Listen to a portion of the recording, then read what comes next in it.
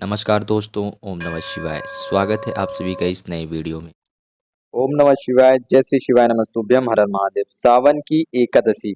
सावन की एकादशी का बहुत ही दुर्लभ, अनेक और लाभदायक यह उपाय है। यह उपाय आप सभी के पूरे परिवार को खुशमय, सुखमय, शांतिमय बनाता है, जिससे कि आप अपने घर में सुख, शांति, समृद्धि, ऐश्वर्य, कीर्ति ला सकते हैं। एक चुटकी हल्दी और एक चुटकी कुमकुम मात्र से। देखिए, यह उपाय भगवान वासुदेव जी को समर्पित होगा, माता तुलसी जी को समर्पित होता है। एकादशी की जो तिथि होती है, यह तिथि हमारे घर में, हमारे जीवन में आर्थिक स्थिति को मजबूत करती ही करती है। साथ ही हमारे जीवन को सुख, शांति, समृद्धि और ऐश्वर्य, कीर्ति से भरती है। हमारे घर परिवार में खुशहाली आती है। तो पूज्य गुरुदेव जी की ही कृपा से कि किस प्रकार से हमें एकादशी तिथि को महत्वपूर्ण बनाते हुए सावन की इस अंतिम एकादशी के दिन का ये छोटा सा विशेष उपाय करते हुए 16 अगस्त के इस अंतिम दिन को हम सभी और भी ज्यादा विशेष और महत्वपूर्ण बना सकते हैं, अपने जीवन में इसका लाभ उठा सकते हैं। तो कैसे करेंगे और कौन कौन से उपाय करने हैं, संपूर्ण जानकारी, संपूर्ण विधि जानेंगे और समझेंगे पूज्य गुरुदेव जी की कृपा से। लेकिन प्लीज उससे पहले वीडियो को लाइक करिएगा और यदि आप चैनल पर नए हैं, अभी तक सब्सक्राइब नहीं करा है, तो चैनल को सब्सक्राइब अवश्य रूप से करिएगा। अब ध्यान देते हैं हमें पहले उपाय की। तो जो हमारा पहला उपाय है, ये एकादशी तिथि को समर्पित होता है। ये क्रिया हम सभी को किसी भी एकादशी में करना चाहिए और सावन की जो अंतिम एकादशी है, भगवान शिव जी को समर्पित होती है एकादशी। और इस सावन की एकादशी पर हम सभी को भगवान वासुदेव जी को याद करते हुए, उनके चरणों में अपनी प्रार्थना याचना समर्पित करते हुए, अपने घर में सुख शांति बनी रहे हमारे घर में, ऐसी प्रार्थना करते हुए हम क्या करेंगे कि जब हम पूजा अर्चना करते हैं, तो भगवान वासुदेव जी के समक्ष जब हम बैठते हैं, नारायण जी के समक्ष, तो हम सभी को क्या करना है कि भगवान नारायण जी के समक्ष यहाँ पर ऐसा समझिए कि आप यहाँ पर बैठ गए। अब अपने लेफ्ट साइड में आप हल्दी लगाएंगे, लेफ्ट वाले आप अपने बैठ गए हैं। अब अपने सामने से अपने लेफ्ट वाले हैंड से लेफ्ट वाले तरफ में हल्दी लगाएंगे, राइट साइड वाले हैंड से राइट वाले हिस्से में आप क्या लगाएंगे, कुमकुम लगाएंगे। ठीक, टीकी लगानी है। फोटो है तो फोटो में आप टीकी लगाएंगे, चंदन लगा, यानी कि आप टीक सकते हैं, या फिर ये आपकी मूर्ति है तो आप मूर्ति में भी टीक सकते हैं। ध्यान दीजिएगा, बैठ करके अपने लेफ्ट साइड में हल्दी, लेफ्ट साइड वाले आपके लेफ्ट साइड वाले पाँव में हल्दी, और आपके राइट साइड वाला जो पाँव रहेगा कृष्ण जी का, भगवान वासुदेव जी का, वहां पर कुमकुम लगाना है। और अपनी पूजा प्रार्थना जैसी आप अर्चना करना चाहे, अर्चना करना चाहे, पूजा प्रार्थना करना चाहे, अपनी जो भी विनती है उसको करते हुए सुख शांति समृद्धि ऐश्वर्य कीर्ति की प्रार्थना करते हुए आप सभी को समर्पित करना है। यह क्रिया आप गुरुवार के दिन भी कर सकते हैं और एकादशी तिथि पर भी कर सकते हैं। एकादशी के दिन करते हैं तो भगवान वासुदेव प्रसन्न होते हैं और माता लक्ष्मी जी भी प्रसन्न होती हैं। इससे आपके घर में धन धान्य की भी कमी नहीं होती है, बढ़ोतरी होती है। साथ ही साथ सुख शांति समृद्धि ऐश्वर्य कीर्ति तो आती ही आती है। बात करिए हम यदि अपने दूसरे उपाय की, तो जो हमारा दूसरा उपाय है वह समर्पित होता है आंवले के वृक्ष में। हम सभी को एकादशी तिथि के दिन आंवले के वृक्ष की भी पूजा करना चाहिए। आंवले के वृक्ष में साक्षात माता लक्ष्मी जी का वास होता है एकादशी की तिथि पर, और भगवान वासुदेव जी का होता है। तो माता लक्ष्मी जी और भगवान वासुदेव को प्रसन्न करते हैं। तुम्हारे घर में एक अलग ही खुशहालता, सुख शांति समृद्धि ऐश्वर्य कीर्ति के साथ साथ स्थिरता आती है, धन में बढ़ोतरी होती है और आर्थिक स्थिति से, यानी कि धन के रूप से हम मजबूत होते हैं। ऐसी नहीं कि हमारे घर में धन अधिक आना धन ज्यादा आता है या पैसे की बढ़ोतरी होती है।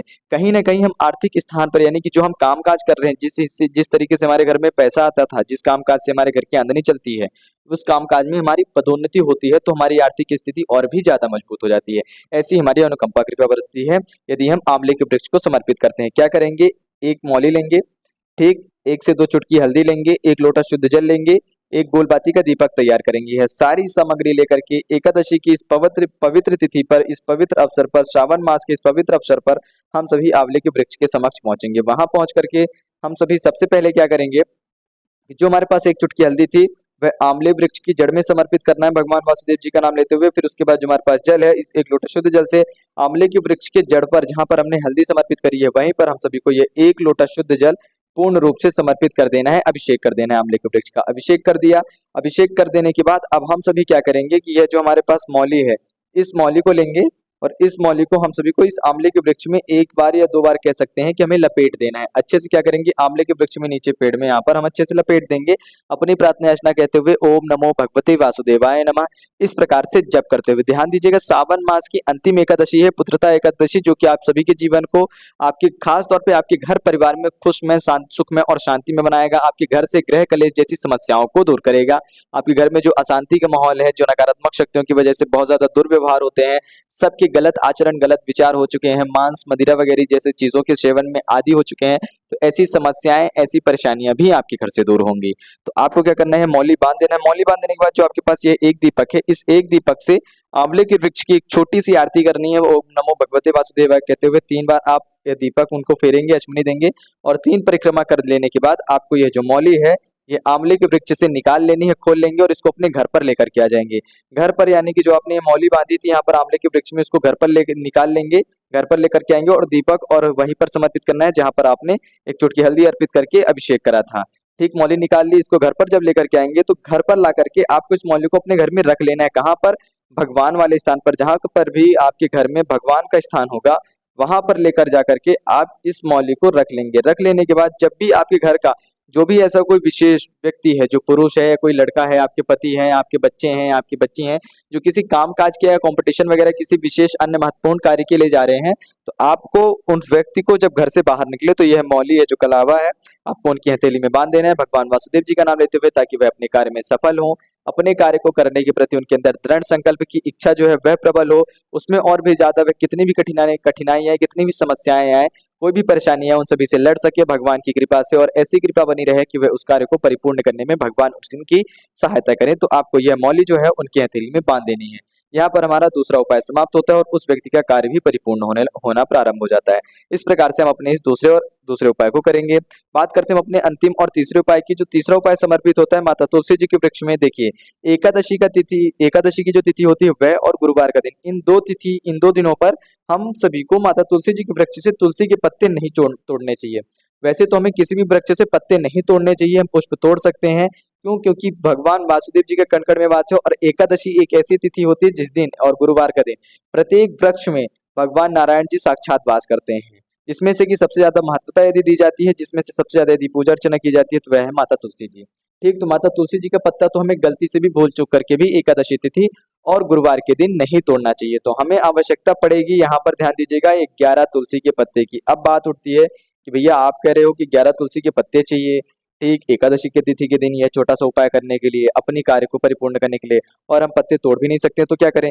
जब भी आप किसी भी तुलसी वृक्ष के नीचे जाएंगे तो आपको कुछ पत्ते गिरे हुए मिलेंगे, खट्टे पीटे हो कैसे भी हो। तुलसी का पत्ता जो है कभी भी अखंडित नहीं होता, इस बात का विशेष ध्यान दीजिएगा। बेलपत्र अखंडित हो सकता है, परंतु आपको यदि तुलसी का पत्ता आधा भी मिलता है ना, तो वह भी अखंडित नहीं है। उतनी ही शक्ति रखता है, उस तुलसी के पत्ते में उतनी ही शक्ति होती है जितना कि एक पूरे पत्ते में होती है।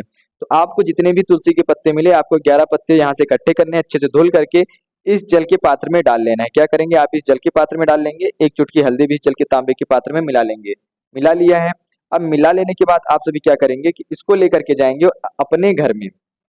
अपने घर में पहुंच करके आपको भगवान वासुदेव जी का नाम लेते हुए उनकी प्रतिमा के समक्ष आपको अच्छे से ढक करके रख देना है। हल्दी डाल दी है, तुलसी के 11 पत्ते डाल दिए हैं, इसको किसी भी बर्तन से, किसी भी लाल कपड़े से आप अच्छे से ढक करके बांध देंगे। यानी कि आपने इसको ढक दिया है अच्छे से और किसी भी एक धागे से बांध दिया है, लाल कपड़े से ढक करके बांध करके रखा रहने दिया। एकादशी तिथि के दिन यह भगवान वासुदेव जी के समक्ष सुबह से लेकर के संध्या तक रखा रहा। अगले दिन जब आप प्रातः काल सुबह के समय पे उठे, तो इस जल के पात्र को उठाएं और लेकर के जाएं उसी तुलसी वृक्ष के समक्ष जहां से आप पत्ते लेकर के आए थे, और अपनी कोई भी विशेष इच्छा मनोकामना हो, खास तौर पे वह धन से लेकर के हो, और यदि आपको ऐसी कोई समस्या है कि धन में आपकी बढ़ोतरी हो नहीं रही है, धन का खर्च अधिक है और आपकी कमाई बहुत ज्यादा कम है, जितनी ही कम आपकी कमाई है उतनी ही अतिरिक्त उसका डबल आपका जो है घर का खर्च है, और आप ना चाहते हुए भी आपको कहीं ना कहीं आवश्यकता पड़ने ही लगती है धन की, जिससे कि कर्ज की भी समस्या आप सभी को सामना करना पड़ता है। तो ऐसी समस्याओं का निवारण भी होगा आप सभी के जीवन से, और आपकी कोई विशेष अन्य इच्छा मनोकामना है तो वह भी परिपूर्ण होगी, और साथ ही साथ आपके घर में सुख शांति समृद्धि, आपका परिवार खुशमय होगा, खुशहाल होगा, सुख और शांति में से व्यतीत होगा।